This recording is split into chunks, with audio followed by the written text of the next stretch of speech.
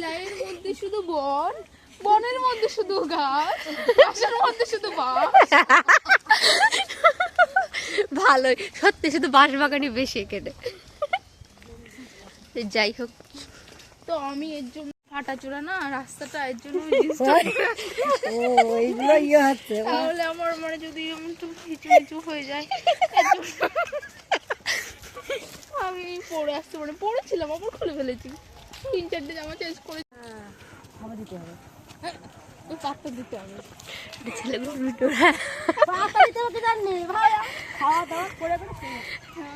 তো আমরা ফাইনালি চলে এসেছি আমরা যে মেলাটাতে আসতে চেয়েছিলাম সেই মেলাটাতে।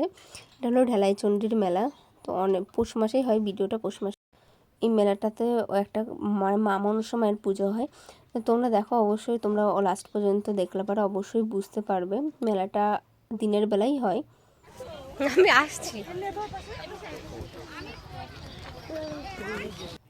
আর এই দেখো পুতুলগুলো কি সুন্দর লাগছিল দেখতে, আমার তো মনে হচ্ছিল একটা বাট নিতে পারিনি।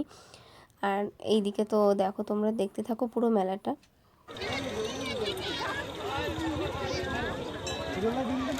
মন্দির,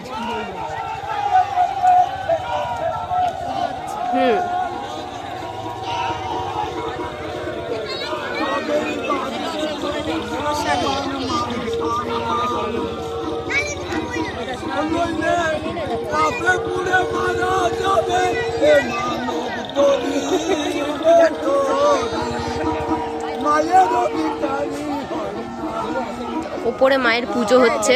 দেখে আসি।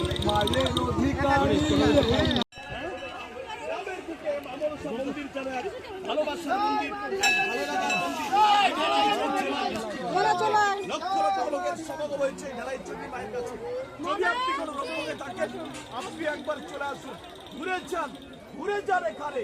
আর সামান্য দুধ কলা দিয়ে পুজো দিলেই আপনার স্বপ্ন পূরণ। ভক্তি করুন, ভক্তিতেই মিলবে ভগবান। আপনি ভক্তি করতে পারছেন না, ভক্তি করতে পারছেন না, সবাই একটু ভক্তি করুন, সবাই মিলে সবাই শেয়ার করুন, সবাই একবার ধরে দেবেন।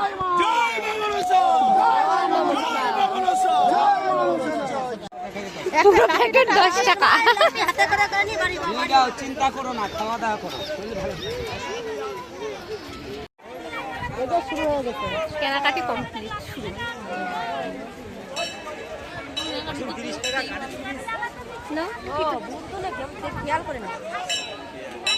আর এখানে অনেকের মানসা থাকলে তারা সেটা খিচুড়ি হোক, খিচুড়ি প্রসাদ হোক কিংবা পায়েস হোক, এখানে ওরা নিয়ে এসে সবাইকে দেয়।